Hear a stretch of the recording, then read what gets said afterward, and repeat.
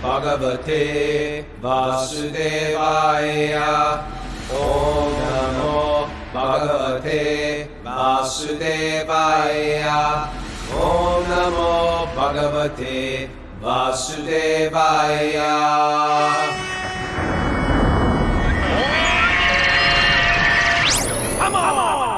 Live from Super Soul Farm, this is Wisdom of the Sages, your daily yoga podcast with your host, Raghunath, and your co-host and bestie and senior educator at the Bhakti Center in New York, Kaustubha.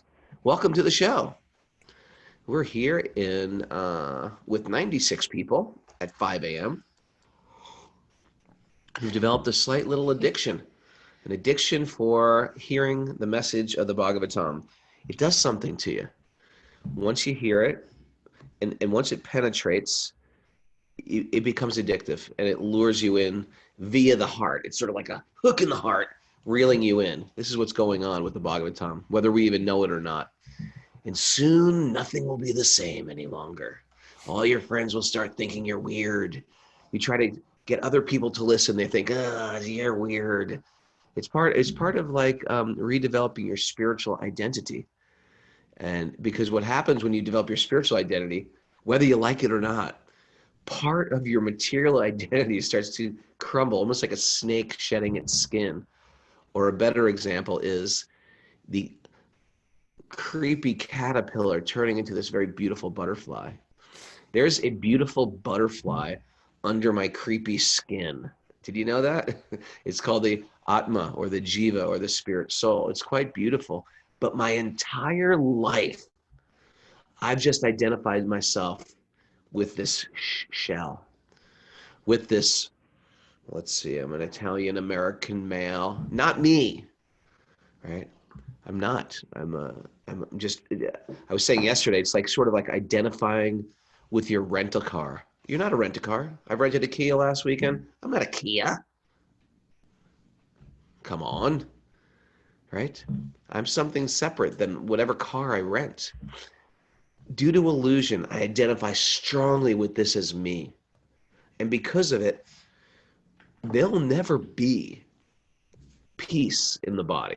There'll be general type of well-being, but it can only last. There'll never even be equality in the body. There'll never be complete, even if I want a world of respect and dignity and love, I'm not going to get that in the material world, because there's always somebody who's going to be like, nah, I'm not going to give you any respect. Come on, I'm totally respectable. Sorry, I'm not going to give you anything. Even if we make laws in that regard, there's going to be people who are just going to be jerks. But you know what? I've spent my life in this external form trying to change everybody and how they should react to me. I have to change me. Oh, yeah, you got to mute yourself, dear. I got to change me. I got to change the way I deal with the world, and I've got to adjust. I've got to adjust how I see the world. And part of our work in the world is, like we are transcendentalists in training, right? I don't want to see the world as us and them any longer. I want to see the world as we're all spirit souls. We are all pure spirits. We are all butterflies. But some people forget. They forget, and they're really identifying with the body as themselves. And with those people, and sometimes because of it, they say some horrible things. They do some horrible things. They create some horrible waves in the whole community. And I'm going to learn to love those people. Not love their actions, but love those people. Because to the degree that I identify myself with as a being of love, then I can act, that will actually exude from me, and it actually changes the world, starting with me. To the degree that I'm finding fault in that person and fault in that person and fault in that person and how they should autocorrect, it's a never-ending battle. Because we're all different. And some people just will not choose connection in this life. What do you think about that, Kaustubha? What do you think about that? So prologue? you're saying that, while we're identifying with the body and the false ego and all that, we're like the creepy caterpillar.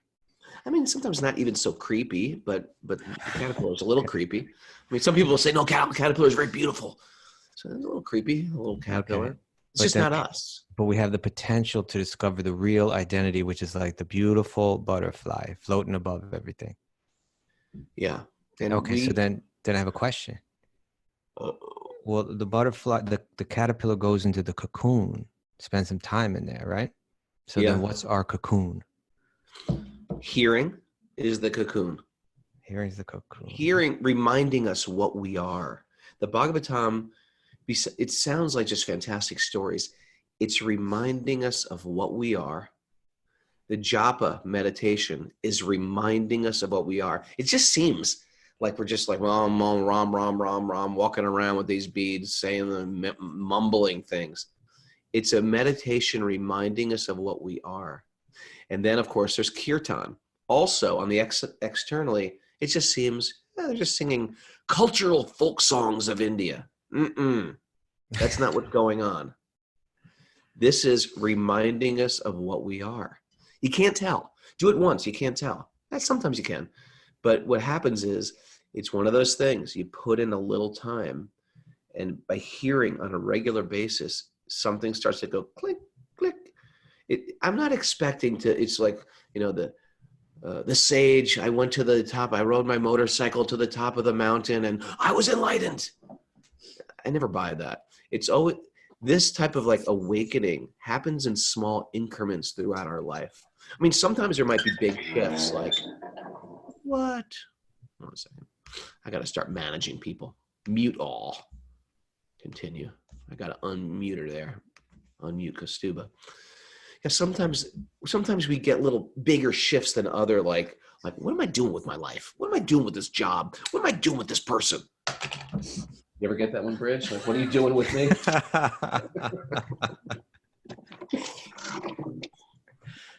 So yeah, sometimes we get bigger shifts, but really our so-called enlightenment is not through some Shaktipat or some mystic whacks me in the third eye and now I'm enlightened. It would be nice if it was like that. It takes away all the work. But my enlightenment comes from my day-to-day dealing with the ups and the downs. And I say the ups because we are hearing of a lot of downs. We are in a cultural down right now, like a collective down in the planet. All this potential danger. The Bhagavatam is talking about the death of Bhishma right now. Queen Kunti offered these prayers in great distress. But anyone who's had some success in their life, there's great danger in success as well. Good fortune causes people. What happened to mute everything? Somebody's unmuted here. I think it's Susan. Mute Susan, Susan. hear me, please. Susan, can you We love you. mute? There you go. Yeah, I love you, Susan. So if you've had good fortune in your life, good fortune can really ruin your life. There's a lot of people who, with their good fortune, make really stupid choices or become really self-absorbed or become just like sort of lost to reality, or who knows, gets into all types of addictive behaviors to counteract their sort of like ungroundedness. So good fortune can really throw you off track. It can ruin your life. Sometimes we look up at, well, if I only had really good fortune, I'm going through this hard time. If I was only there, I'd be much better off. Not true. Not true. We don't know necessarily how we would react with great fortune. Again, we tend to think like this Illuminati or this 1% that's controlling the universe. These guys have it all together, and I'm struggling here like on some factory farm. I got news for you. Unless that 1% controls their mind and their senses, they're suffering. And they still have to die. And they still have to get disease. They're not above disease and death. And they're not above their mind. If they're above their mind, they are truly that 1%. I want a different graph, not of the Illuminati 1% and that curve, and we're all like slaves working at Home Depot. I don't know. Home Depot, it's nothing. I want a graph of the real curve of the 1% who are actually in this world but not of this world. And I'm down here struggling with my senses and my mind. Because you know what? There's something I can do about that. When you hear about like this 1%, you can't touch them. They control everything. There's a one world order. Who cares? How are they doing with their mind and their senses? Can they control their tongue, their belly, their genitals? How do they react with people in this world, right? Who cares if you have tons of wealth, unlimited passive income, and you're sitting in what are you doing? Skiing on a yacht? Big deal. Big deal. How do you ski on the yacht? If you got that, if you're with 1%, you can figure it out. Okay. My point is, I think everybody, at least in the first world here on Zoom, we've all done luxury things. Maybe, we've been to a great beach. We've been to some beautiful, epic thing in nature. We've gone on a cruise. I've never been on a cruise, but we've done, materially speaking, beautiful things. And it really boils down to it's like, all right, big deal. Woohoo. I mean, it's nice, but do it for a month. After a while, it's like boring. It gets boring. Our joy comes from our contribution. It doesn't come from just even going to beautiful places. It's nice to go to beautiful places, but I want a purpose. The jiva wants a purpose. And we take that like purpose-driven philosophy, but we say it's purpose-driven towards our own liberation and the liberation of everybody we touch. We need that why. The why that'll make you cry. Ever hear that one? The why, when you really figure out your why. Why am I here? What is my offering? What is my contribution? Where I can wake up on Monday morning and go, yeah, it's Monday. I get to do what I do 7 days a week. Not like Monday. We need the why that'll make us cry, Kaustubha. All right. I liked what you said about the thing that you said about the caterpillar reminded me of the verse from Chaitanya Charitamrita, Nitya Siddha Krishna Prema, Sadhya Kabunaya. Isn't it great how Kaustubha just brings you right back to the Chaitanya Charitamrita? Shravanadi Shuddhi, because I asked you, Shravanadi Shuddhi Chitte Karya Udaya, that it's such an important verse.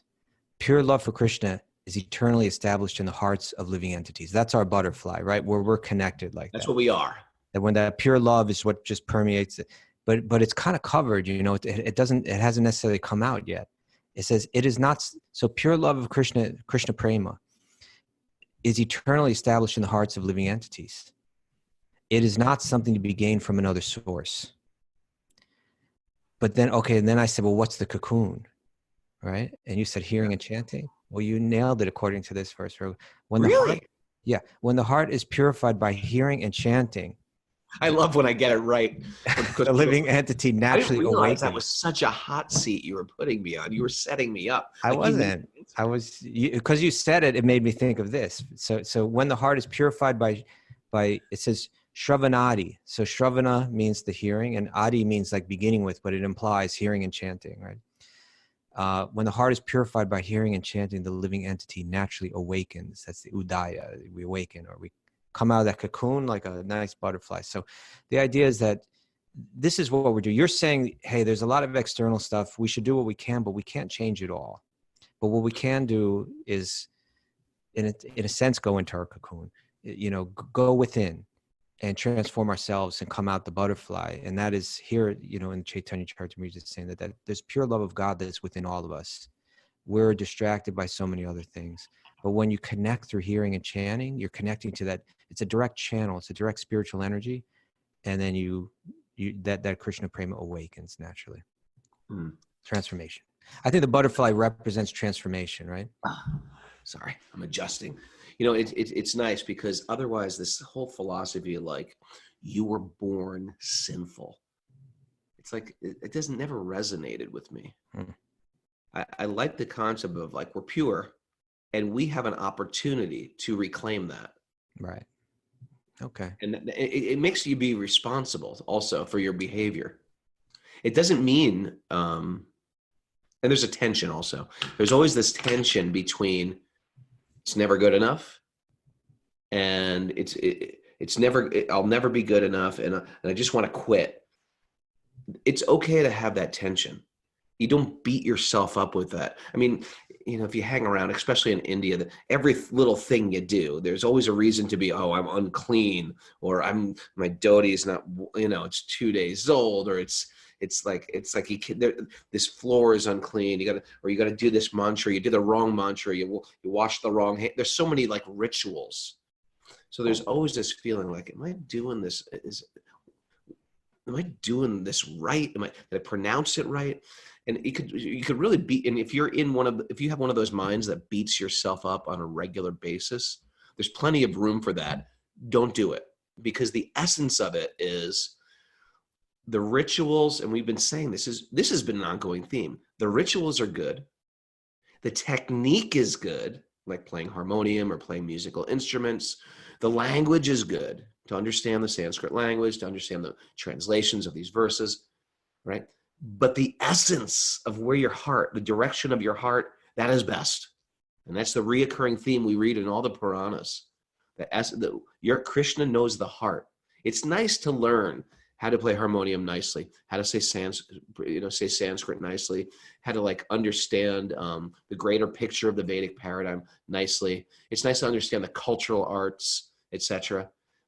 But your heart, the direction of the heart, Krishna understands that beyond the ritual, because the ritual is only meant to serve that essence. Kaustubha. All right. I like it. All righty. Ready for In a the Bhagavatam, more than any book, really pushes that. Right? Yeah. So let's dip into it.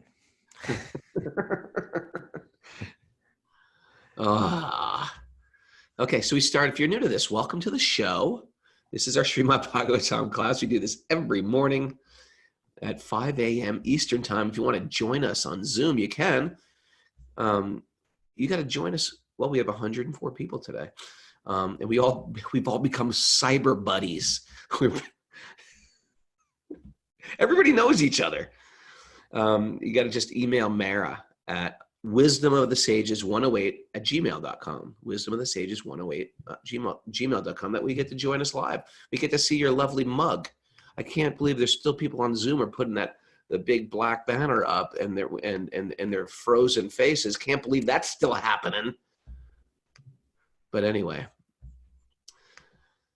we're going to let that go today. We start with this prayer. Narayanam namaskritya naram chaiva narottamam devim saraswatim vyasam tato jayam mudiraye. Before reciting the Srimad Bhagavatam, which is the very means of our conquest, one should first offer obeisances to the Supreme Lord Narayan, unto Narayan Rishi, the supermost human being, unto Mother Saraswati, the goddess of learning, and to Srila Vyasadeva, the author. Nasta prayeshva badreshu nityam bhagavat sevaya bhagavati utamashloke bhaktir bhavati naishtiki. By regular attendance in classes on the Bhagavatam and by rendering service to the pure devotee, all that is troublesome to the heart will become completely eradicated. In loving service to the Supreme Lord, whose praise with transcendental songs will be established as an irrevocable fact. And then a prayer to our teachers. Om Jnanatamrandasya Jnananjana Shalakaya Chakshurun Milatam Yena Tasmai Shri Gurave Namaha. Okay, so we are in the first canto, chapter 9, and we are on text. My glasses, my wife says my glasses are blinding. Can't help it. I'm a squinter. Lord Shri Krishna. Okay, this is text 10, right, Kaustubha? That's what I have. Where did Kaustubha go? You're muted, sir. Okay, there we go. Did you want me to read? No, I'm saying we're on text 10, right? Yes, that's right. Okay. Lord Shri Krishna is situated in everyone's heart. We were just saying that. We're just saying that. Or at least love for him. That's one of our Wisdom of the Sages hashtags. We were just saying that. Lord Shri Krishna is situated in everyone's heart, yet he manifests his transcendental form by his internal potency. This very Lord was sitting before Bhishma Dev. And since Bhishma Dev knew of his glories, he worshipped him duly. You want to explain internal potency? Yeah. That word gets thrown around a lot. What the heck does internal potency mean? Okay. So to understand the philosophy that's presented in the Bhagavatam or in the Bhagavad Gita, for that matter, it describes that Krishna or God has three different potencies: one internal, one external, one marginal. And if you understand, I'm going to write this down.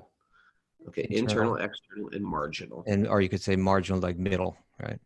Okay. So the internal potency means that's spiritual energy. That means that is energy that never dies, that never is not affected by time. It is blissful by nature, and that doesn't become covered by the external energy. And so now let's talk about the external energy. The external energy is the opposite. It is, we could call it material energy. We could call the internal potency spiritual energy. The external potency, we could call it material energy. Sometimes we say Purusha for the spiritual energy, Prakriti for the material energy. And the material energy is the opposite. It's not conscious. It's temporary. The forms that it takes are constantly shifting from one to another.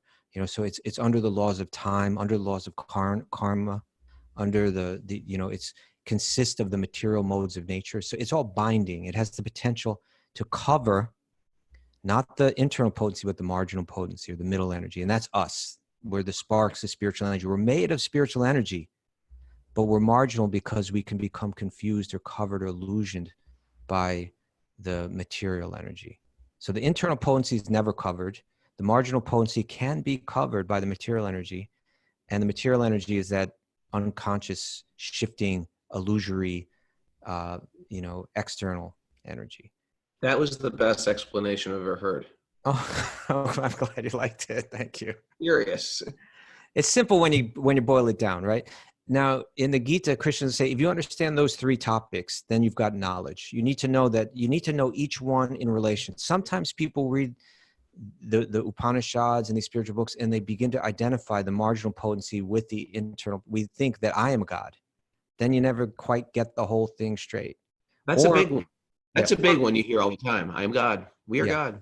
Or you think that I am I am the external energy. I am this body, or I am this mind. Then you don't get it right either. So it's a beautiful blend of both of them. It's a synthesis, right? Yeah. Achincha bheda bheda tattva. I am God, but I'm not God, right? I'm the energy of God, but I'm not God, because I could become covered by illusion. God never becomes covered by illusion. It's a higher power. Yeah. If I'm God, why am I making bad choices? Okay. So now here's the interesting thing in this verse is that it's saying that Krishna has this form that he manifests. But that form is composed of his internal potency. That means, and this is something that may seem a little illogical, or is kind of like a jump to get over in one's spiritual understanding when they're reading these books. Isn't any form necessarily material, right? It's like it's limited. It doesn't spiritual mean unlimited. And if there's a form, it means, it begins here and it ends there. It must be limited, and therefore it must be material, and it can't be the internal potency. It must be the external potency. And so what we're going to read here, what we are reading here, and what I imagine this commentary is going to go into, is that Krishna's form, and form is not necessarily material. The question is that form, right, is it under the law of time? Can there be a form that never dies? Can there be a form that goes on unlimitedly? Can there be a form that is not subject to the laws of material nature? And that is saying that's what Krishna's form is. Would you say this is the concept of avatar, where it can appear, the avatar can appear to have, his hand stops here. Yeah. His head is roundish. But it appears like it has limitations. Yes. But actually it's an eternal form. Right. And so from that Explain how you can have a hand like Krishna. Like Krishna's here, and we understand Krishna's body is not material. Yeah. How can you have a hand and not, does it feel like a hand, or can you grab Krishna's hand and you go right through it? Is it like ghostly, like an apparition, or does he have a hand you can touch? Yeah, you can touch the hand, but you see from that hand and from that form, it's said, right? What is the, Brahma Samhita?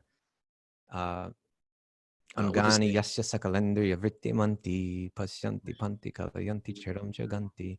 That his form, like all the different parts of the body can do like all the functions of whatever, like you can see with the hand and you can smell with the see with your hands. Yeah. I can't see. Let me reach over here to see what's going on. Yeah, so that's like put your hand over a wall. He can see through the wall too. But that form, you see what else is being applied here? There's that form of Krishna, the original form of Krishna, but it's saying Lord Sri Krishna is situated in everyone's heart. So he's unlimited. He's going everywhere. He's going to the heart of every living being. He's going into every atom. But at the same time, it's all coming from that original form, which is unlimited. Its perception is all pervasive. Its influence is all pervasive, but it's all coming from that one unlimited form. And that's where we might have to stretch our material understanding a little bit to try to let that may not make material logical sense, because we don't experience form that's unlimited in this world. So that therefore we have to let our brain ruminate a bit in this philosophy, read these stories, read these explanations, let it sit with us for a while, let us ruminate in that for a while and see if it starts to click. And then you begin to think, oh, I get it. Actually, to say that God has no form is a limitation, right? God should have both form and energy that's formless. And that's the beauty about the Bhagavatam. It's not giving you one vantage point, because there's many vantage points of truth. God is everything. That's a vantage point. Yeah. God is form. That's one vantage point. God is within me. God is within. It's a vantage point. And even though they're all realities, because they're different vantage points, right? Just like if I'm looking at a 6, you're looking at a 9 from where you're sitting. So they're both right. They're not both wrong. They're both right, or they're both wrong. But the idea is that there can be truth seen from different vantage points. And the Bhagavatam, what I love about the Bhagavatam, it teaches all the vantage points, but it's encouraging you towards ultimate fulfillment of the soul. Yeah. And therefore it is pushing you and nudging us towards a bhakti path. And without us even knowing, it's getting us hooked. And this is the interesting thing about, you go to these places in India where the forms of God are worshipped, like Ayodhya or Vrindavan or Jagannath Puri, or these places where they're real bhakti hotspots. We always have these. Nowadays we talk about hotspot. It's all about like a disease hotspot. New York is the hotspot for. I want a bhakti hotspot. I want to see that. What an infograph. Where's the hotspot for worshiping Lord Ram? New Jersey, South Jersey is a hotspot for Ram worship. I want to hear about those hotspots. I want to see that on the news. I know where the coronavirus is. I want to see the hotspot for bhakti. That's a good one. I like that. Anyway. Yeah, that question of, is God a person or is God like an energy? If you want to read a good book that kind of deals with that, is The Journey Home by Raghunath Swami, right? Where, he true story, his memoir of how as a young man, he had hitchhiked all the way up, ultimately through the Middle East up to the Himalayas, and was living with the yogis, and then traveling around kind of like a Forrest Gump of spirituality, meeting all these really famous yogis and spiritualists. Did you just compare our guru with Forrest Gump? Is that what I just... It's like he's always there, It's like, oh, now it's the Dalai Lama. Oh, now it's like Mother Teresa. Oh, now it's Swami Satchidananda. Oh, now it's Iyengar. Or now, it's like he meets all these people. And famous people and not so famous people. But he's getting two different pictures from them. Some are saying God is a person that ultimately you're meant to connect with through divine love. And some are saying God is energy, and ultimately you are that energy, and you are God too. And he's trying to figure out, well, which one is right? That's the issue that he's struggling with. And the conclusion of the book, like the climax of the book, is when he's in Vrindavan, and he asked that very question of Srila Prabhupada. Some people tell me God's an energy, some people tell me God's a person. And then he quotes the verse from Bhagavatam, Brahmeti Paramatmeti Bhagavaniti Shabdite, that we can understand that the absolute truth, or God, manifests in three different features. One is that all pervasive energy, right? And that's Brahman. And so when people say God is everywhere, there you go. And then God is within me, then there's the Paramatma, right? And so we're reading about that here. Sri Krishna is situated in everyone's heart, it says. So then God, that's the second manifestation. But then the ultimate manifestation is Bhagavan. Brahmeti, Paramatmeti, Bhagavaniti Shabdite, that the absolute is called, is called this, all these three features. And Bhagavan is the personal. And that's the kind of principle we've spoken about a bit lately, is that there's always a person behind it. Behind the Brahman, there's a person. Behind the Paramatma, there's a person. And that person is the Sri Krishna, who Bhishma is now lying on a bed of arrows, looking into his face, about to leave his body. Which mentions it right here. That's what I just said. This very Lord was sitting before Bhishma Dev. And since Bhishma Dev knew of his glories, he worshipped him duly. You want to read the commentary? Okay. I think that'll be good stuff. It's real short. Okay. The Lord's omnipotency means he can do anything. Yeah. Is displayed by his simultaneous presence in every place. He's present always in his eternal abode of Goloka Vrindavan. This is a whole interesting thing too, because you don't hear about that much unless you zoom in. We're zooming in to Krishna Bhakti. There's a lot of Bhakti. There's Ram Bhakti and Vishnu Bhakti, but outside of the material realm, this world of samsara and birth and death, which seems pretty big. I mean, if I'm laying on my front lawn in the night sky, it seems like the universe is unlimited. And they say it's just a tiny fraction of reality, the material universe, with its 14 planetary systems. The Vedic teachings go into all this. And they say it's actually very tiny in the biggest sphere. It's like Horton Hears a Who. Horton right? Hears a Who, yeah. You've said that before, but my memory of Horton Hears a Who is so... We got to watch the movie or read the book. Okay. There's a tiny universe living in the speck of dust on the clover. Ah. On the clover, there's a tiny universe, right? So we are in that tiny universe. It's such a transcendental book. Horton Hears a Who. I'm going to check it out. Horton Hears a Who. So anyway, it's like Horton. We are Horton. We're laying back and we're looking at the universe. We think it's so big. And actually, even that massive universe is tiny. It's like a Fibonacci spiral. Okay. Concentric circles. And they're all like perfect as they get bigger and bigger and smaller and smaller. So we're so tiny. We're part of something so massive. And then there's a whole spiritual universe filled with Vaikuntha planets of these omnipotent representations, not represented, these omnipotent expansions, omnipresent, omniscient forms of divinity. And then there's like this tiny little secretive place where divinity is worshipped without any awe. And this is Goloka. So he's saying, Krishna, he's situated here, right in front of Bhishma. Yet he manifests his transcendental form. He's present always. Present always in Goloka. So he's also there in this very, very, when I say secret, I mean sort of like it's privately known by few in the material world.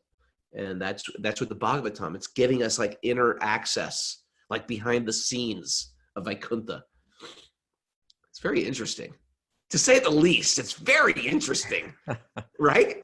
Yeah. Come on. So those three things that we talked about are mentioned right here. He is present. It says the Lord's omnipotency is displayed by his simultaneous presence in every place. So he's present in his eternal abode of Goloka Vrindavan, and he's still present in everyone's heart and within every invisible atom. When he manifests his eternal transcendental form in the material world, he does so by his internal potency. It's not his external potency, it's his internal spiritual form. The external potency or the material energy has nothing to do with his eternal form. All these truths were known to Sri Bhishma Dev, who worshipped him accordingly. You know, it's like It's like God on Saturday. You know what I mean? It's sort of like you've got this very official, you got this person in a very important position, and they dress in such a regal way, and they're really zipped up the way they're dressed. And then you sort of like run into that same person at Starbucks or walking their dog, like completely off duty because it's Saturday, and they're wearing they're just sort of casually and cool. This is what Krishna Bhakti is. It's like this Vishnu, or this concept of all powerful, my Lord. Who's on break? He's on a break. He's just playing around. He's getting dirty. He's herding cows. He's playing with his boyfriends. Right? Stealing some butter. His girlfriends. Yesterday on Sweet Baby Krishna, we read about how Krishna was with Purlambasura, and all the cowherd children played this game. I can't remember what the game was, but the losers of the game had to carry the other team on their shoulders, just like a horse would carry a rider. And so Krishna's team lost. I mean, here is the deva of all the devas, all the great demigods and great sages worship Krishna. And here he is losing in a game to his friends. What like out of this world concept. And why does he lose? Well, he wants to lose. He wants to lose because he wants Balaram, his brother's team, because the bad guy, Pralambasura, was on his team. And so Balaram has to carry Pralamba on his shoulders. And then Balaram becomes, the demon starts to get really, really massive. He's disguised as a very small boy. And then he becomes really massive, and he takes Balaram into the woods like a crazy human trafficker. I'm getting calm down signs from my wife. Calm down, keep it cool. Right. And so he becomes this big monstrous man, and Balaram is like, what is going on? What is going on? Who's this guy? And then finally Balaram liberates him with a death blow. Anyway, that was Sweet Baby Krishna last night. I was thinking, because ultimately he always does it. Ultimately the purpose is love is behind it, right? Like to increase create the setting for more intensified spiritual emotions, right? Yes, I was going right to death blow. Ultimately, to deliver the death blow, I guess. Okay. 11 or 12. I can't remember. 11. Put it forward. Okay. The sons of Maharaj Pandu were sitting silently nearby, overtaken with affection for their dying grandfather. Seeing this, Bhishma congratulated them with feeling. There were tears of ecstasy in his eyes, for he was overwhelmed by love and affection. Purport. When Maharaj Pandu died, his sons were small children, and naturally they were brought up under the affection of elderly members of the royal family, specifically by Bhishma Dev.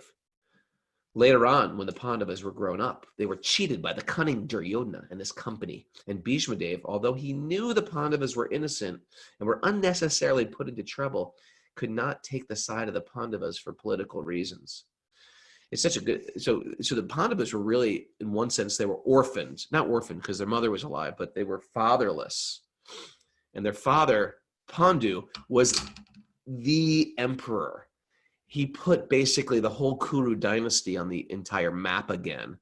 And he wasn't, an emperor wasn't a king. They were sort of like the king of all the kings, but he was cursed. He had a curse against him, and his curse was, well, what happened was he was hunting. The kings were allowed to hunt. You were either warriors who were allowed to hunt, or you were just people outside of the Vedic culture, uncivilized people. And so he was hunting, but even within hunting, there's rules of hunting. And one rule was you never hunt animals if they're mating. And he saw these two deer mating, and he shot them. And as they were shot, one of the deer got up, the male deer got up like this. I wish you could see me if you're listening on an Apple podcast, but he put his little paws in the air, got up on two legs, and started speaking with a human voice. I think it's hooves, not paws.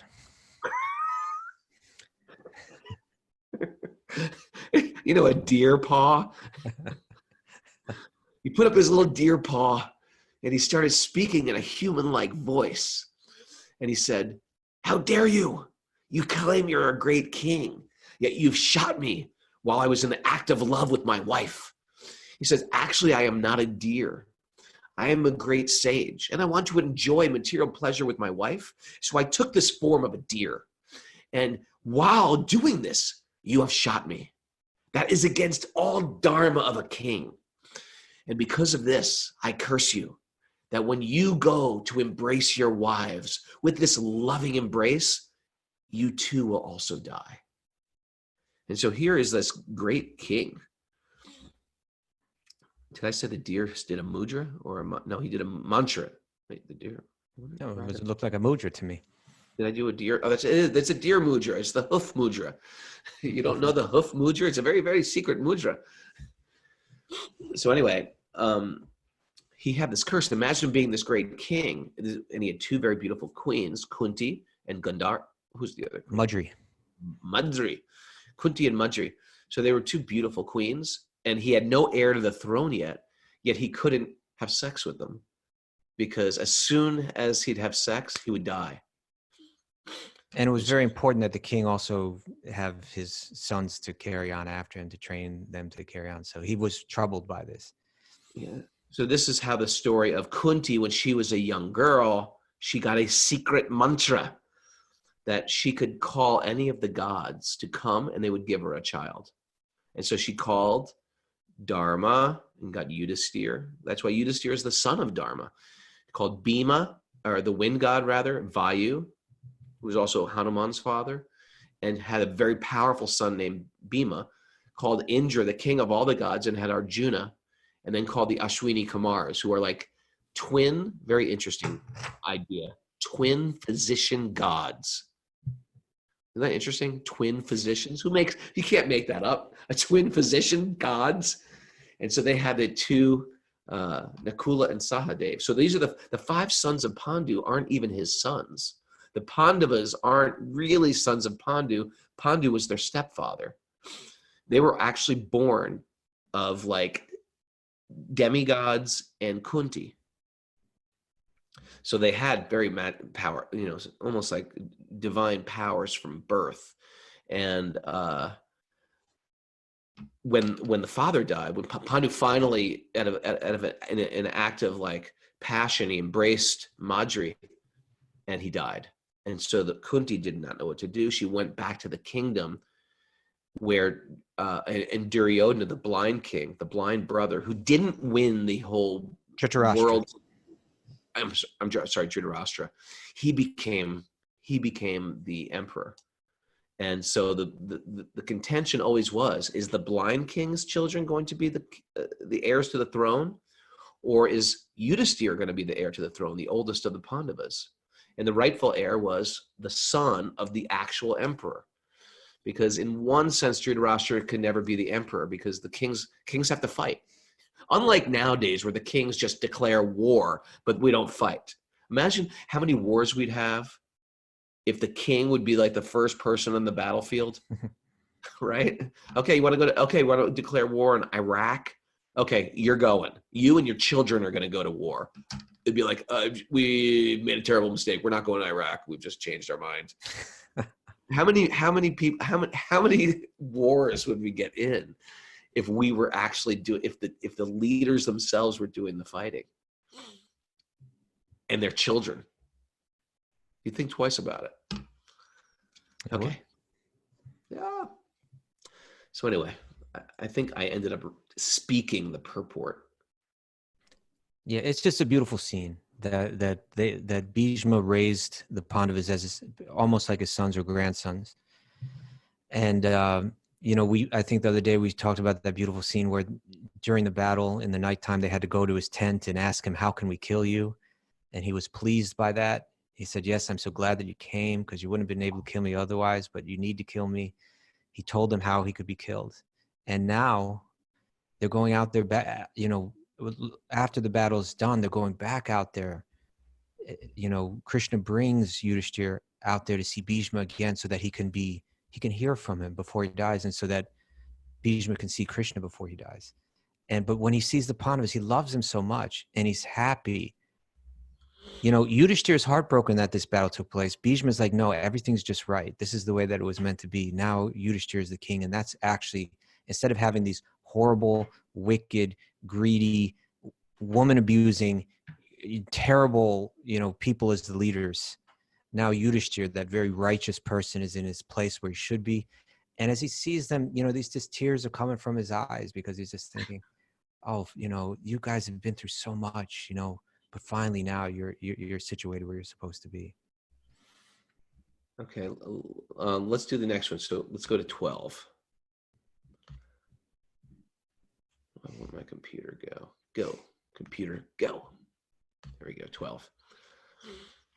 Bhishma Dev said, oh, what terrible sufferings and what terrible injustices you good souls suffer for being the sons of Dharma personified. Right? Yudhishthira is the son of Dharma. His father is actually Dharma. You did not deserve to remain alive under those tribulations, yet you were protected by the Brahmanas, God, and Dharma. I'm trying to see what, yeah, they say, it says, the translation says religion, but the Sanskrit is Dharma. Dharma itself protected you.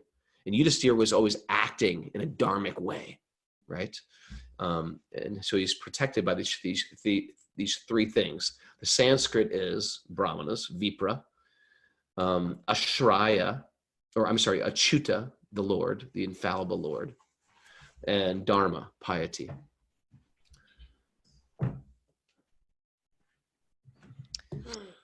In the commentary, it's mentioning that Bhishma Dev wanted to point out to Yudhishthira that he wanted to point out particularly that they were always protected by the Brahmanas, that the wise people, the Lord, and dharmic principles.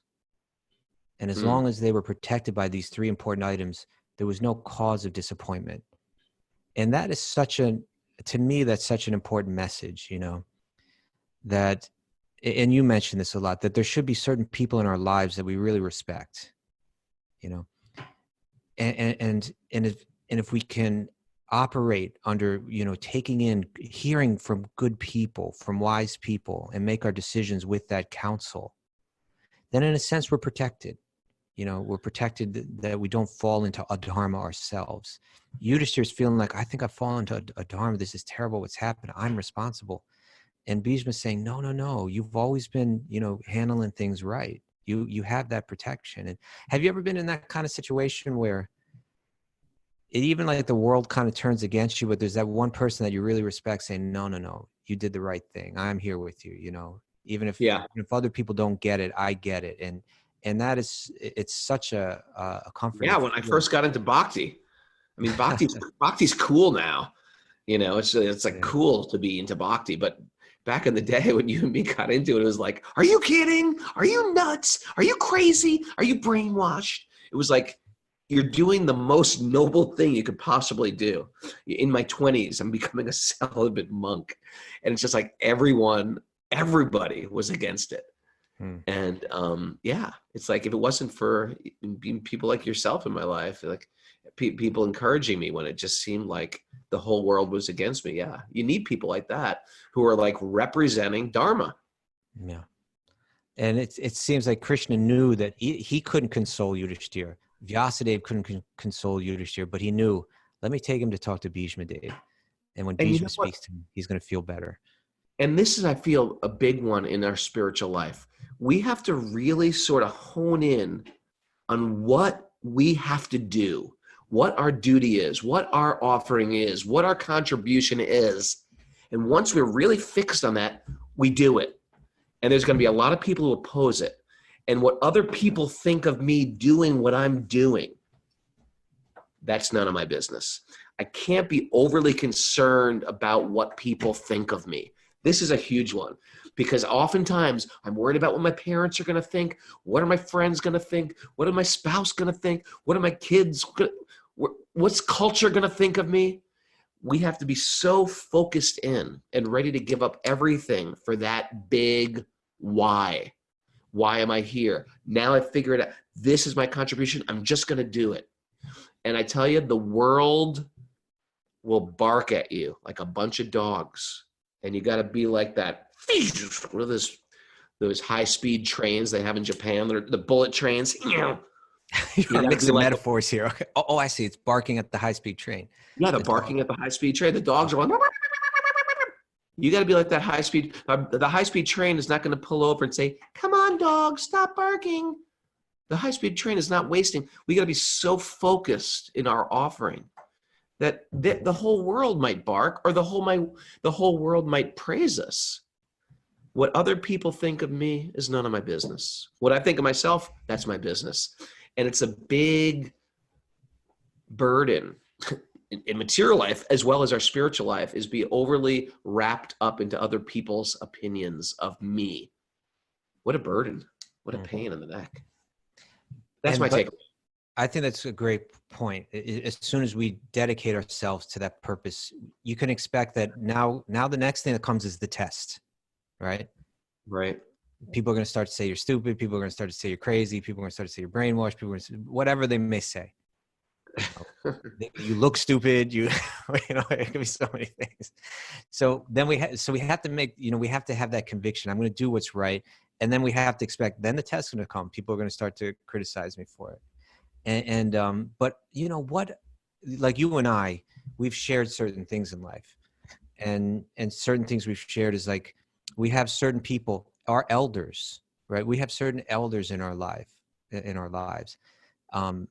and I share some of the same ones that trained us, that were affectionate to us, that showed us this path, that lived as examples of the path for us, that inspired us to follow it.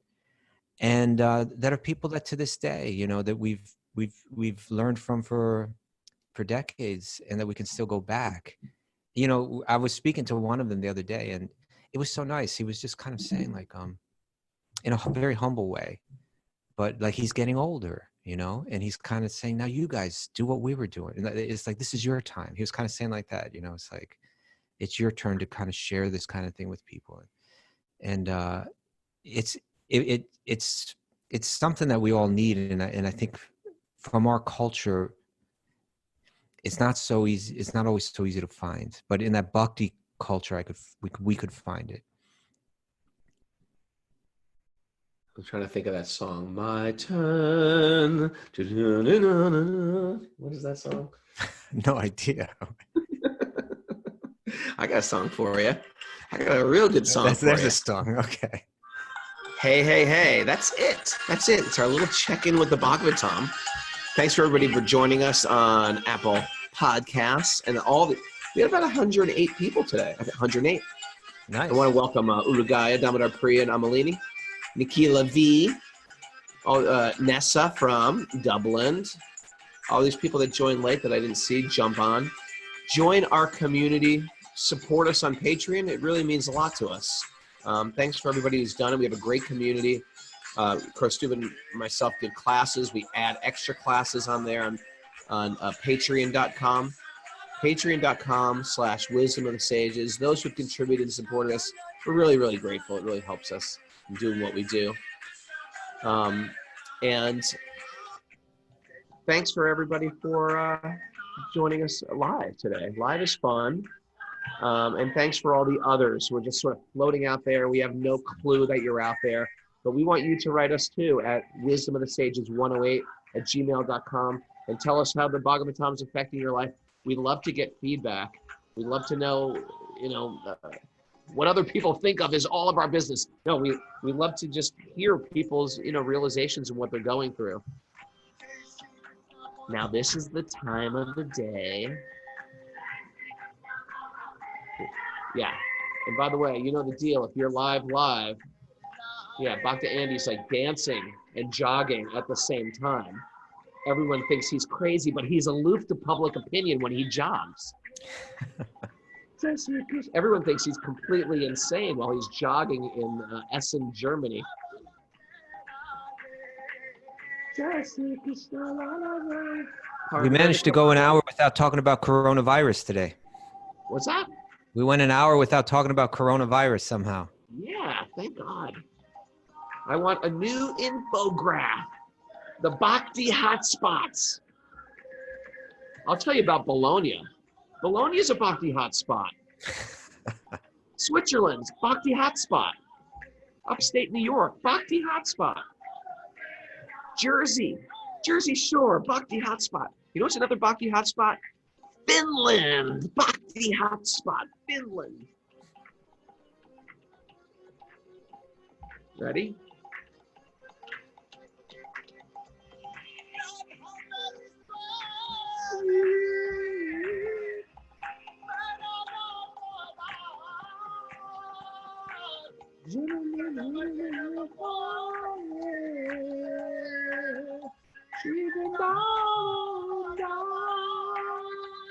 Here it goes.